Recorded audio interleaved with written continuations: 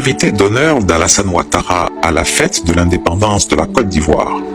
Le président ghanéen en deuil ne s'y rendra pas.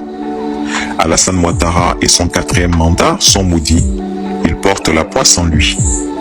Laurent Gbagbo ne sera pas à la fête de l'indépendance non plus. Il y a quelques jours, j'écrivais qu'Alassane Ouattara, isolé plus que jamais, avait tendu un piège au président ghanéen. En effet, prétendant qu'il avait un amour débordant pour lui, Alassane Ouattara lui avait fait croire qu'il l'aimait de l'amour que le chat a pour la souris et le désignait comme invité d'honneur. Mais ce que John Dramani Mahama ignorait totalement, c'est qu'Alassane Ouattara l'avait invité à dessein. Et cela n'a pas manqué. Après avoir obtenu, à force de drague mielleuse, l'accord du président ghanéen, le vieux Grigou lui réserva une bien désagréable surprise.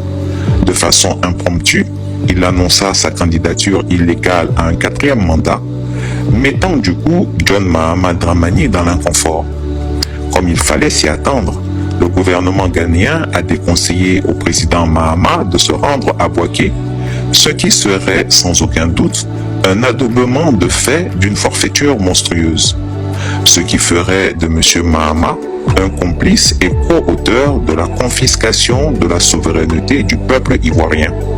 Et moi, Chris Yapi, j'avais écrit ici et demandé au président ghanéen de ne pas se rendre à Bouaké, surtout que lui, un président démocratiquement élu, se retrouverait encadré par des putschistes militaires et civils, à savoir le général de Pakoti Doumbouya Mamadi et le zozo général du Gabon, Oligui Nguema, et Alassane Ouattara bien évidemment, putschiste civil, violeur multirécidiviste de constitution.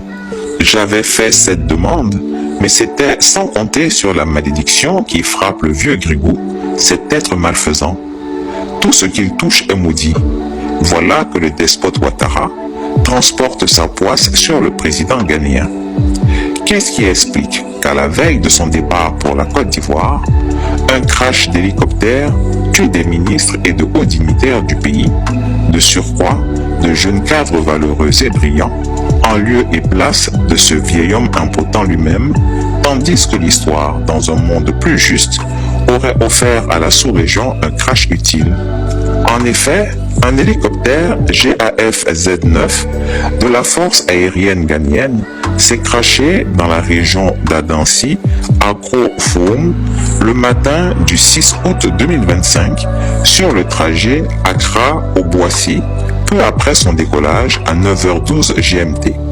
À son bord se trouvaient 8 personnes, 3 membres de l'équipage et 5 autres personnes, dont le docteur Edouard Kofi Oman Bouama, ministre de la Défense, et Ibrahim Murtala Mohamed, ministre de l'Environnement, des Sciences, de la Technologie et de l'Innovation, ainsi que d'autres dignitaires ghanéens.